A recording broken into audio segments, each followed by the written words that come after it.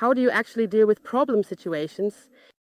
Are you one of those people who always immediately take action and actively do something about it to free yourself from the situation? Or does it sometimes happen to you that you rather resign and think, it all makes no sense anyway, I can't change anything here? And then you fall into a kind of whining mode where you complain about the situation rather than actively changing something. This is exactly how many people with depression feel. And that's why I have a nice list of 10 for you today, namely in 10 questions you can ask yourself in such situations and with which you can crack almost any problem.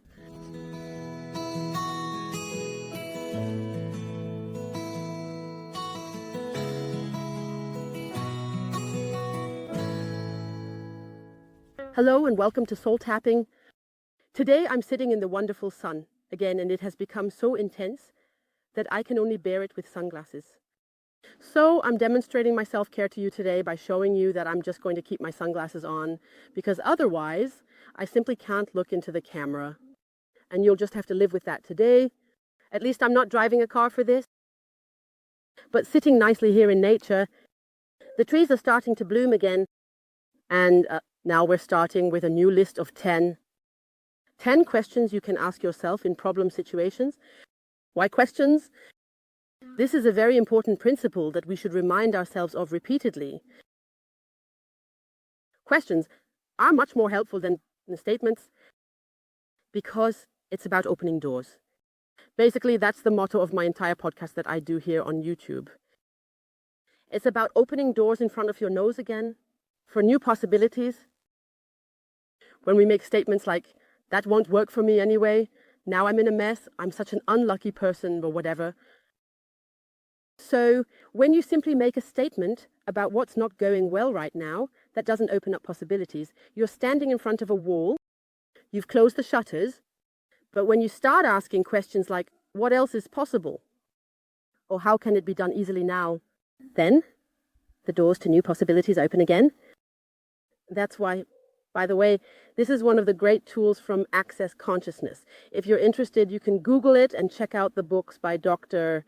Dane Pullen here. Asking questions, very important. So if you have any kind of problem situation, whether big or small, you can just try to see if you can ask yourself one of these 10 questions. Questions that might lead you out of the problem. The first 3 questions correspond to an English saying, which goes, leave it, change it, or love it.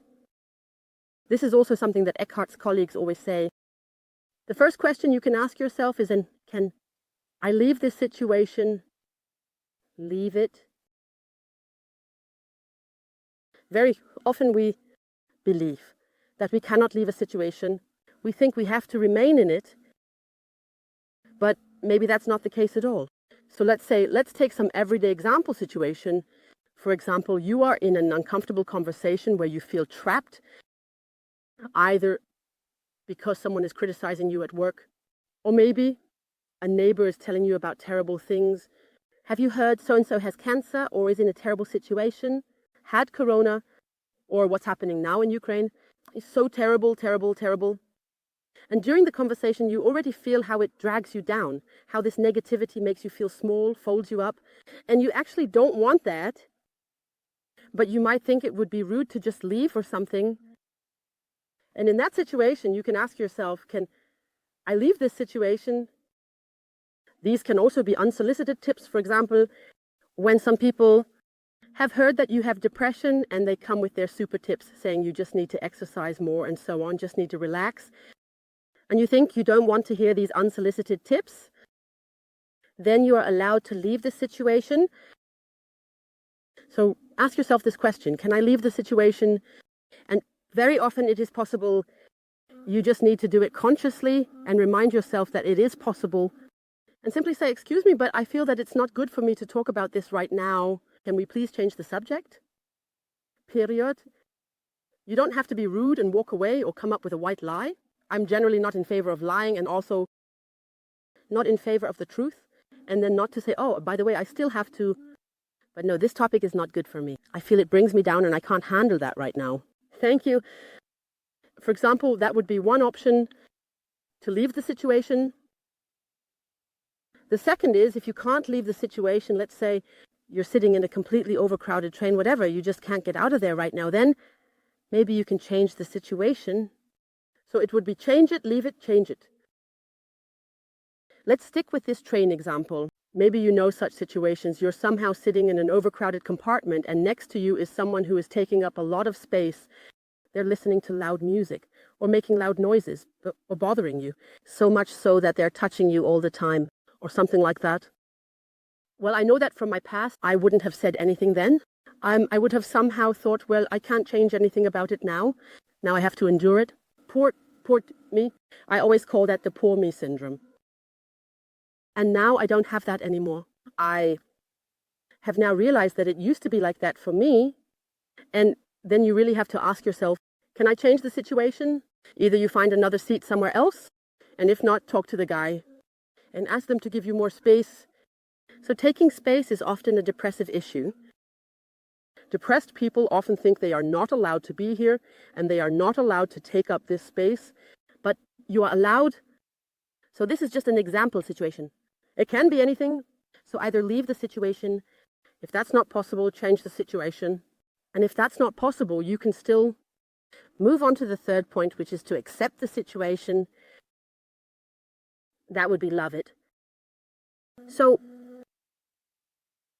let's say take a situation where you have a job that brings you no joy at all, or there are annoying colleagues, or the office is too stuffy or too dark or too whatever. It doesn't contribute to your well-being. And you can then ask yourself, can I leave the situation? So can I look for a new job? It might not be possible right away, but it's worth considering whether it might actually be possible. Asking what is possible is always a great question you can ask yourself. But many of you are currently in depression and can't even imagine changing jobs right now simply because we don't have the energy for it and are not capable.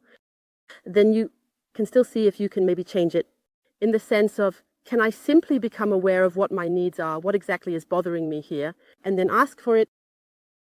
For example, could I get different tasks, change offices, switch colleagues, reduce hours, whatever it may be?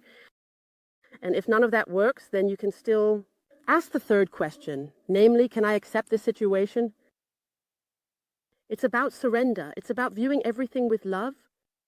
So, love it, as it's said in English. That means it's about reinterpreting the situation and asking, where is the gift? So when you stop defining the problematic situation as a problem, when you stop judging it as bad, but simply say, it is what it is. In this poem where love always says, it is what it is. Maybe that's possible. So ask yourself this question, can I accept the situation? Everything has its good sides. Everything has good sides. If you have a lousy job, at least you have a job and you have money and you have a certain security. It's about letting go of control and finding the trust that some good solution will be found. And you become open to such possibilities, to new solutions when you ask questions. So give it a try. Those were the first three. You can leave the situation, change it, or accept it. Point 4 is about your resources. So the question is, what do I need to change the situation? It's about internal and external resources. So internal resources might be, for example, courage and confidence to overcome your comfort zone. For instance, to express your desires or to be able to leave or change a situation. There can also be external resources. Do you perhaps need help from someone you could ask? Do you perhaps need money? Whatever it is, and ask about possibilities. Where could this money come from now? And then above all, look at your own abilities. Ask yourself, what ability do I already have that I haven't recognized yet, that I haven't realized I possess? So dig into your past. It could be that you've had similar problem situations before, and you somehow solved them, managed with your abilities. So what were those abilities? Yes, for example, let's take the good old example, you can't say no, which affects so many people. If you repeatedly experience that people take advantage of your good nature and your willingness to help and perhaps also trample on your feelings and such things, experiencing that, many depressed people experience this, then in the sense of, yes, you can do that with her. So if you experience such things often, ask yourself, what do I need to change this situation? Then you might think of something like, I need clarity and assertiveness to say no or to stand up for myself or something like that. Then ask yourself, in which area of my life do I already have that? Are there perhaps other life situations where I'm absolutely clear? Can assert myself, for example, with your children or your dog or something like that. So when it comes to education, or maybe you can do it there. So just look, what resources do you have? And can you use them in this situation as well? And another airplane again. Let's just keep flying now. Maybe it doesn't bother you at all. Point is called what else is possible? A very crucial question from Access Consciousness. The question about possibilities. What have I not been able to see so far? There are two different things, whether there are possibilities or whether you can see them. And when we don't see possibilities, we are totally stressed. And when the brain is under stress, then our horizon is so narrow and we only see the one possibility. And if that doesn't work, then we have a problem. That's why we define it as a problem situation. But that might not be true at all. So at that point, you could, for example, use tapping to help. If your system is so stressed that you can't see any possibilities, then tap the stress away. I often experience that the horizon opens up again and suddenly possibilities appear that simply weren't there. This is especially true for typical dilemma decisions or between a rock and a hard place decisions. Suppose you are faced with the decision, should I work with the depression, go or not, or should I rather stay at home? Everything has its pros and cons. So if you decide to go to work, then it's really exhausting. You have hardly any time for yourself and your therapeutic path, and you're completely worn out and things like that. And you constantly expose yourself to triggering situations. But if you stay at home, then you have no money, no security, no daily structure. And you feel like, well, it's a lose-lose situation. No matter how I do it wrong. These are the only two options you've seen so far. Going to work or staying at home. And if you ask about possibilities, what else is possible, what else is possible, go through a whole day in life and keep asking what else is possible. What else is possible then? And you don't have to expect an immediate answer to arise within you. It might happen, but it doesn't have to. It's about sending these questions out into the universe, to throw them out and then simply observe over the next period of time what comes to me. Does a thought come to me? Do I happen to meet someone who has done it this or that way, where I suddenly think, yes, that's right, I could try that too. Or yes, something like that. Pay attention to it. And in this job example, then suddenly possibilities might appear, like I could reduce my hours, my partner could temporarily work more, I can in the meantime find a job that might be easier with fewer hours, less responsibility. I could, stay at home and focus intensively on my hobby to maybe earn a little money with it. There's a lot of that. If you're creative, you sew children's clothing or whatever, maybe I can earn a little money with it. All sorts of things like that. Or if you need financial support, maybe you can find more opportunities where you can get it, where you can apply for something or someone. Ask for help where you might need to overcome or step out of your comfort zone a bit. And now check in. When I suggest such possibilities to you, whether your yes but person or your no person is currently active and says can't do it, can't do it, can't do it, can't do it, then you have something you can work on directly. So what else? One is possible. Point 6, this is about the topic of relevance. Ask yourself, how will I think about this situation in a year? Will it still be a serious problem then? Because sometimes when we are in depression, we see everything through this veil of negativity, through these negative black glasses, and then situations seem like a real problem to us, even though they are actually completely harmless. And recognizing the importance of problems, this question can help. How will I think about the situation in a year? And then typical everyday things come up, like small embarrassing situations. For example, you have a huge stain on your blouse and now you have to go to your meeting and give your presentation, or you have to go to the party and have no clothes to change into. Things like that. Ask yourself the question, how will I think about it in a year? How will others think about it in a year? It doesn't matter at all what you have on your blouse. Then you realize, okay, well, the issue isn't that important after all. maybe I can stop defining it as a problem and just say, yes, it is what it is. I'll laugh about it now, approach it with humor or whatever. Or you are, let's say, in your therapeutic process, you have just dared for the first time to really say no. And now you've really upset someone. They are now disappointed in you and you feel guilty. So these are situations you can't avoid. If you want to learn to build self-confidence, you can't avoid such situations. You can't avoid them. The question is, do you have to define them as a problem, and how important are they? Will you still be ashamed in a year and feel embarrassed for having said no just now? No, it's probably not. It's probably the opposite. In a year, you will be very proud of yourself that you took this step because it was so important for your development. That's why this question is so helpful. Or this, I don't know, when you realize in the evening that you had a huge to-do list and didn't even complete half of it. A classic example in depression. Yes. You know how will you be in a year about it? Think about the fact that you only accomplished 3 things today.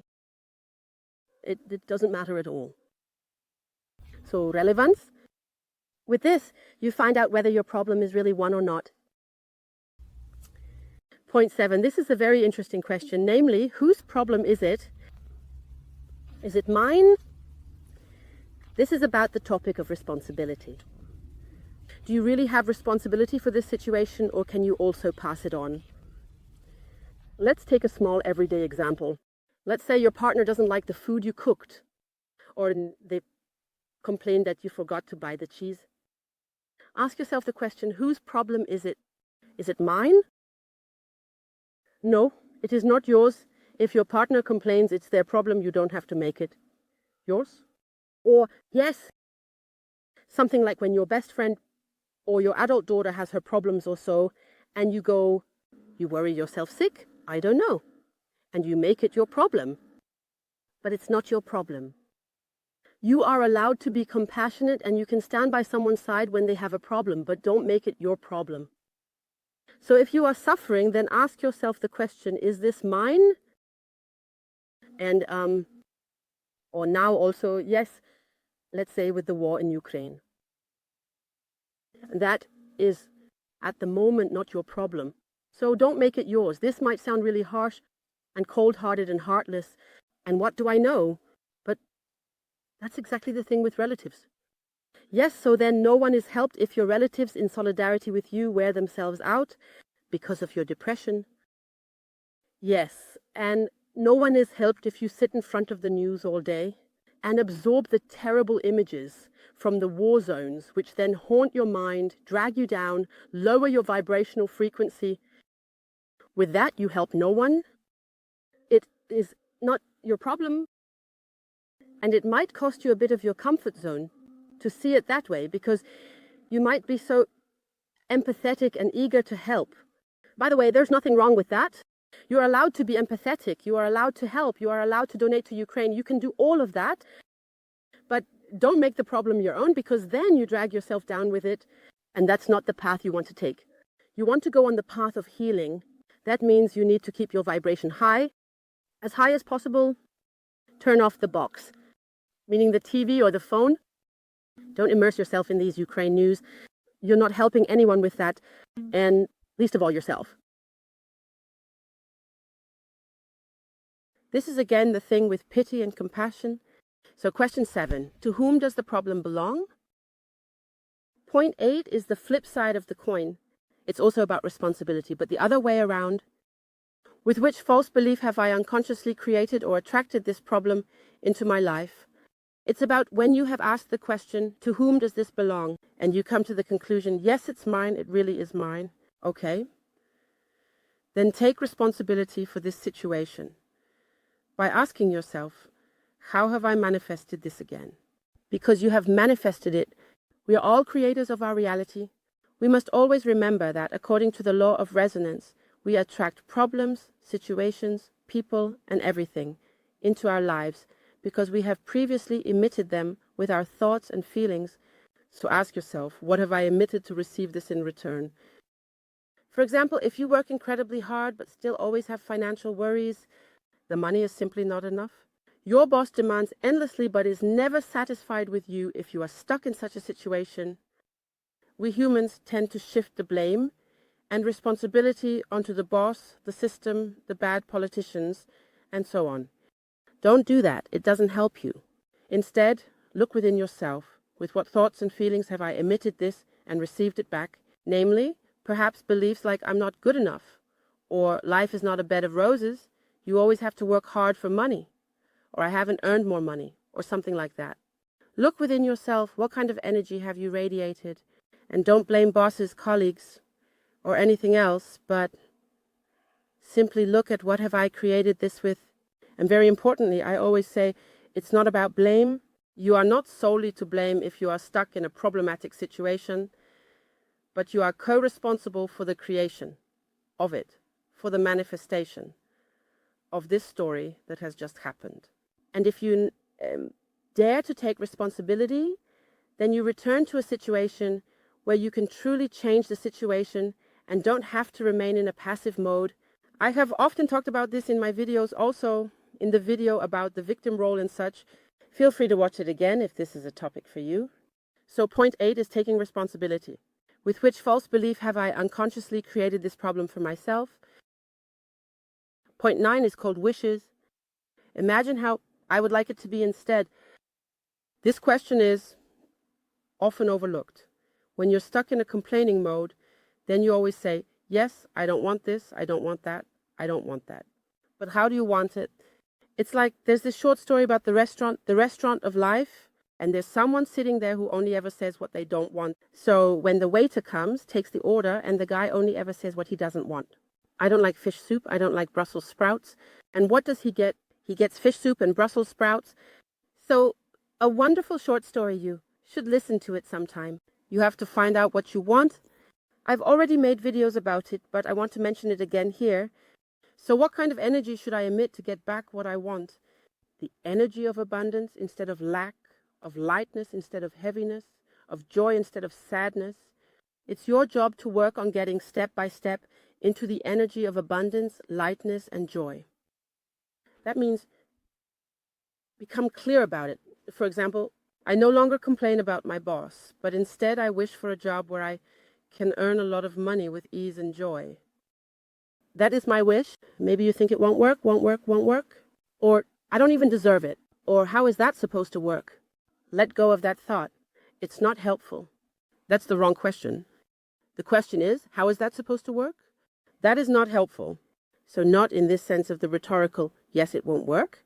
How is that supposed to work? But rather, if you do ask, then ask, how can it now easily happen that I attract this into my life? What energy do I need to emit? How does this energy of abundance and joy feel? When you ask yourself this question, you activate this feeling within you, and then it becomes stronger. And then you emit that and accordingly receive something back. Change your beliefs that have held you back until now. Everything is energy. Emit a different energy and you will get a different result. Albert Einstein already knew this. And then I finally have point 10. This is my absolute favorite saying, my absolute favorite question that I keep asking myself. When something becomes difficult in life, what if everything goes according to plan? What if this problem, which I have defined as a problem, is actually not one at all, but will turn out to be a huge blessing for me? I just don't know it yet because I haven't reached the point on my path where I can see it. But I can already make myself aware that there is a huge blessing for me, that there is a huge gift in it. I just don't know yet. What can I learn from this situation? What can I recognize through it? How can I use it for my own clearing phase? What can I clear up there? What feelings are coming up for me right now, being triggered so that I can heal them? Ask yourself, how can I recognize the gift in this situation and use it for myself? A classic example is situations of loss. So for example, if you lose a job, being unemployed, it initially triggers fears, existential fears, panic. How am I ever supposed to blah, blah, blah? I'm depressed, I'm too old, I'm too bad, I'm so la, la, la. All of this is triggered by it. This is a gigantic opportunity to learn something, namely, to see opportunities instead of problems. Unemployment is an opportunity, also a realignment, because life ensures that the door closes behind you. so that a new one can open in front. Sometimes we simply have too much fear of loss to voluntarily close the door behind us. For example, to quit a job that we no longer like, or to separate from a partner we no longer like. And if we don't have this courage, sometimes life comes with a frying pan, bam, as I always say, and hits you to do you a favor, so that finally the new door can open in front, so that you get a chance for this realignment. And so when you lose something, the beautiful new can come into your life. So just ask yourself, when you lose something, ask yourself, what did I do to deserve this, or something like that? Or why me again? Instead, ask, what beautiful new thing wants to come into my life? Ask from the other side, where is the gift? There are always gifts. If you train yourself to pay attention to them, life is full of gifts. You just haven't been able to see them until now. I invite you to pay a little attention to that. Dear ones, I am always happy when you like and share my videos and subscribe to my channel. And feel free to take a look around my website as well. There. You will find a lot of interesting information about depression, about EFT, about tapping acupressure.